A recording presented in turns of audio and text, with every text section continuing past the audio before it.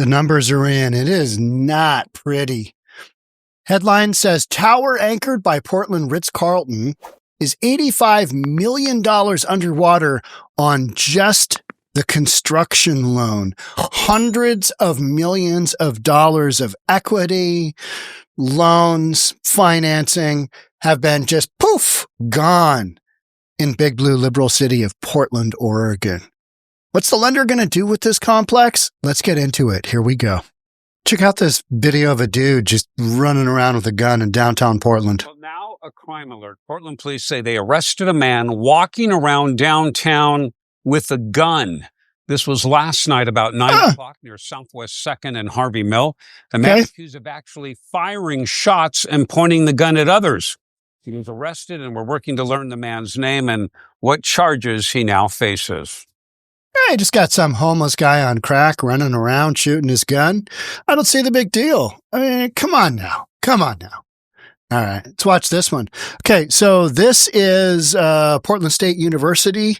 It is literally just to the south and east. I'll show you on a map in a second from the Ritz Carlton building. Here we go. You know, we really started to see this escalate last night as damage to several businesses in downtown Portland was happening during a pro-Palestine protest march. Yeah, Lisa Balick live from that area to show us an up-close look at that damage. Lisa, some of that was pretty severe. Yeah, definitely. No question about it. I am on Southwest Broadway, right across from the Hilton between Salmon and Taylor. Take a look here at the First Republic Bank, one of several businesses that was hit by the protesters. Now, the damage intentional, aimed at what organizers of the march calling multinational. Take a look at some of the other damage that was able Free Gaza. Last night. So bad. Square Starbucks store windows repeatedly smashed by people wearing all black, carrying black umbrellas. Lots of social media posts showing them in the act. There were actually 2 Starbucks stores that were hit along Broadway, a bank ATM smash, and at Nordstrom across the street, graffiti spray painted onto their building, the same at the Apple store. Police also found a commercial grade mortar that was not detonated. Excellent. Had to be called in. Nice. Today, Oh, yeah. Mayor Wheeler condemned the violence. If you believe that by damaging a business, which frankly harms the frontline employees who work in those businesses, and we've had reports that they were frightened, that they were traumatized. Yeah, you think? Damaging those businesses or trashing a library on a university campus will impact events in the Middle East, then you are delusional. Yes, they are. Now, this all started about 6:30 last night here on Broadway. Police did not act to stop them, although they did respond Antifa. to a precinct in the area. Police tell us they're investigating and intend to make arrests and send cases to the DA for prosecution. Yeah, we know how that story ends. Here's the Ritz Carlton. Here's Portland State University. Now, Portland State University, I mean, they got their boat rocked, right? Took over the library, Antifa and pro-Palestinian, whatever that is. They took over, did a whole bunch of damage, took over the library. So, shocker that the Ritz Carlton in downtown Portland isn't doing well. Huge, huge, huge shocker, right? I mean, who thought this would be a great idea? Hey, let's build a development where pricing on the condos is twice as much as we've ever seen. And let's charge 2-3 times how much we've ever charged max for a hotel room in the city of Portland. But let's go ahead with that plan, even though we've got all these protesters and craziness going on. So Ritz Carlton right here, right? Okay, let's take a little bit more of a deep dive. So Ritz Carlton up in top, red. Here are your 3 major parks. That was the parks that I was at in Portland when they were having the nightly protests. And it's because you've got federal building, you've got jail, and you got other buildings right in the area. This is downtown. And literally, the Ritz Carlton right here thinks that, hey, downtown Portland, this is just going to be stupendous.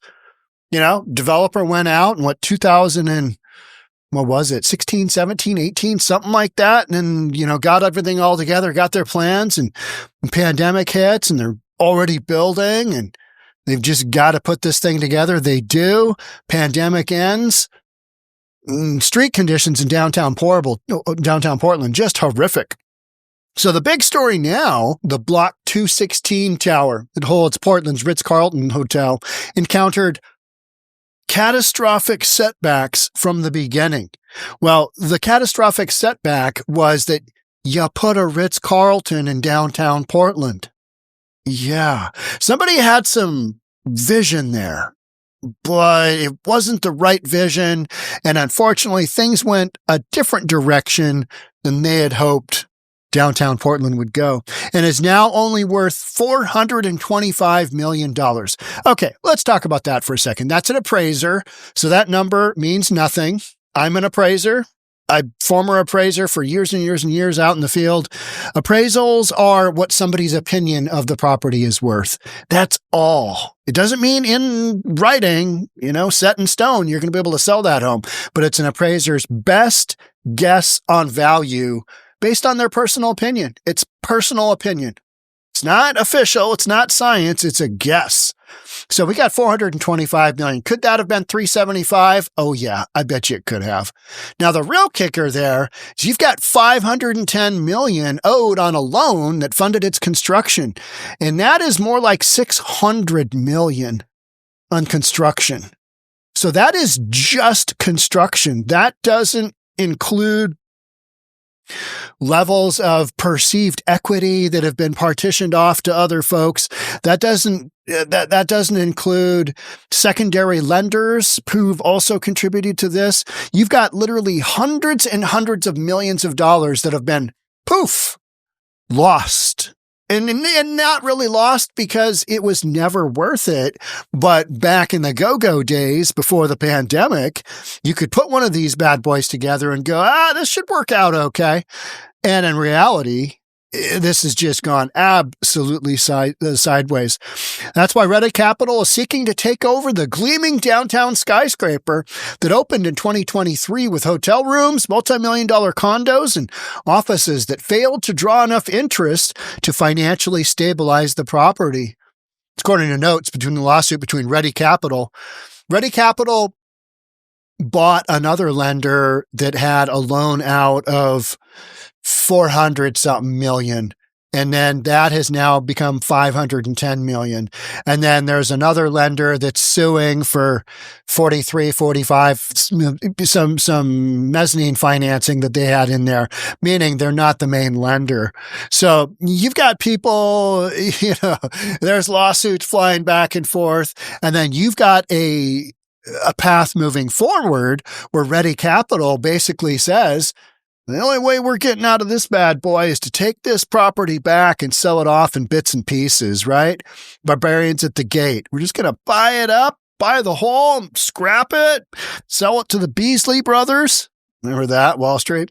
Reddit Capital is a defendant in the New York Supreme Court suit filed last month by a smaller lender that helped finance the tower, alleged it's being sidelined on the deal to hand over the property to Reddit Capital to avoid a foreclosure. They're doing, in commercial terms, they're doing a deed of lieu of foreclosure, Reddit Capital is, and they are basically trying to wipe out any other secondary lenders who will get nothing because there's no equity. There's nothing that's worth anything. This whole project is literally hundreds and hundreds of millions of dollars upside down. So let's say it costs $600 million to build this. At one point in time, this project had to be worth way over $1 billion. $1.1 billion, $1.2 billion, something like that, if not more. I did a bunch of research. I couldn't come up with any estimated valuations before the pandemic. And all of that was just based on, well, how much do you think we can get for a hotel room? How much do you think a condo will sell for? 8% of the Ritz Carlton hotel or the condos have been sold. Out of 130, I think 12 are sold. 23% of the commercial space is occupied, meaning they've got a 67% vacancy rate. Hotel rooms in the Ritz Carlton are going in the $180 range, under 200s. Under 200. Projections were for much, much greater, $400, $500, $600, $700 a night. It just didn't happen. And they're not selling the condos because it's in downtown Portland. And downtown Portland has been the poster child of how not to run your downtown core. You got Antifa, like we saw, just doing whatever the F they want. Just running around willy-nilly. You had homelessness just everywhere. You got tweakers running around and now it's just empty. Now it's empty. I mean, you don't have the businesses that it takes to bring people into downtown, and that whole work from home, remote work, it's just emptied out the core in Portland. And without safe streets, you got nothing moving forward. Same deal, same exact deal down in San Francisco, same exact deal in Seattle. And people are saying, that's all mostly taken care of. Well, then where are all the businesses rushing back in? Why is Ritz Carlton, why are they actually just sucking with this project? Why is the developer not able to rent it out? You know what I mean? It's the reality hits the road. Ready Capital and its borrowers were planning what's called a deed in lieu of foreclosure to basically hand over the keys without a foreclosure auction, keys for cash, right? But the smaller mezzanine lender, which loaned $49 million, good luck on that one, has asked the court for an injunction to halt the transfer. So you're going to spend more money on lawyers' fees. You're going to then get your position identified by the courts. And then at the end of the day, you're going to get a big fat zero, nothing, and a big bill from your attorney. All right, let's go down that road. Sometimes that's what you got to do. Broadway EB-5 fund sued Ready Capital and entities tied to Block 216. Rights and interests in the property were worthless. Novell said his company obtained an appraisal that valued the building at just $425 million. Now, with commercial stuff, you run it on, what's your income stream? Your income stream, and you multiply it by a cap rate, divide it by a cap rate, whatever it is you want to do. And that's how you come up with valuation. But they've got such little data to work with. And the fact of the matter is, who's going to want to buy this project? You've got to literally have definition of market value, which is willing buyer, willing seller, and no other terms that are outside of a normal transaction. That creates what's known as a market transaction. Who in the world in today's market is going to pay $425 million for a wildly doomed project? The answer to that? Nobody. Nobody's going to pay $4.25 for this. Nobody. That's just a guess based on numbers, and some guy put his name to it, right? And that they're saying about $85 million short of its construction loan, its primary construction loan, not even any of the secondary stuff, right? So literally hundreds and hundreds of millions of dollars have been lost on this one deal because the original developer said, this is going to be my flagship project, going to be the greatest thing ever. What could go wrong with a Ritz Carlton in downtown Portland, Oregon? He was hoping the market would just keep going and things would get better. Not the way it went. Ready determined it would not make financial sense to pursue any further financial restructuring. And something else that's also happened in commercial is you get these short-term loans, right? And then you can flip them into, longer-term permanent financing, kind of like in construction lending and residential. But what has happened is if you've got a loan that does, the terms are just terrible, you can no longer refinance that out because even if the terms were terrible, maybe its rate was lower, and it probably was because interest rates during the pandemic were way lower. So now you got this situation where you haven't been able to sell the condos, can't rent out commercial space. The hotel is just sucking. And, what do you do with the project? Well, let's do a little refinance and we'll get rid of some of that debt. We'll restructure the debt. Well, you can't. Number one, now, because rates are so much higher, it makes that cost prohibitive. On top of the fact, you've got no equity in this project. It's worth $425. And how much did it cost to build? $600 million. Oh, yeah. Let us give you a loan on that bad boy. You know what I mean? Yeah, you got any cars we could collateralize there? And that's a lot of what I've done over the years, appraisal-wise, is do appraisals on properties that are being used for cross-collateral on a big project. Because I do residential, I don't do any commercial. And so oftentimes guys would cross-collateralize their home, their, development, couple of homes here, whatever. And I'd be brought in to analyze how much those are worth because they're putting them up for a big commercial loan on something. And that's literally what Trump got hammered for with felony convictions. He said his property was worth XYZ. And courts determined, you overstated the value. You caused, extensive fraud. Everybody has the right to, if you don't like what the numbers are, you don't have to sign a deal. Go get an appraisal on that property, figure out what it's worth. It's where the whole Trump thing with Letitia James was just, that was terrible. Orwell said his camp is pursuing, that's the Ready Capital, pursuing the deed in lieu option to staunch further losses. Yeah, those losses are going to be greater. It is worth less than 4.25. Fire sale, 300 million? I have no idea. I'm just throwing out a number. Well, what's less than 4.25? Yeah. All right. Let's cut it by over 25%. Ready Capital disclosed in March last month, and we covered that. It was considering seizing the 35 stories, telling investors during fourth quarter earnings that about a dozen of the building's 132 units have been found buyers, 23% of the office space leased. It's a loser of a project, and leadership within Portland has further exacerbated their position of hundreds and hundreds of millions lost, right? Perceived equity.